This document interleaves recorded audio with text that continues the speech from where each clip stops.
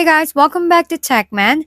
Today, let me show you how to fix Frigidaire Gallery countertop ice maker not making ice.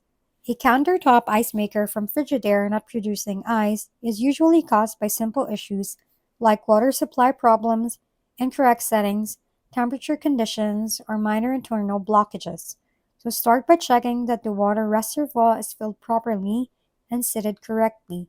Then confirm the unit is plugged in, powered on, and running normally without any error indicators.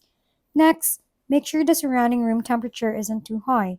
Ice makers typically struggle when the environment is too warm, so ideally keep it below around 32 degrees Celsius, and also check that the ice basket isn't full since most models automatically stop ice production when it reaches the capacity. If everything looks fine, but it still wasn't working, perform a quick reset by unplugging the machine for about 5 to 10 minutes before plugging it back in to refresh the system. You should also inspect and clean the unit since mineral buildup or scale can restrict water flow. If your model supports it, run a cleaning cycle using water and vinegar. Finally, check for frozen or clogged water lines and make sure vents and airflow areas are not blocked.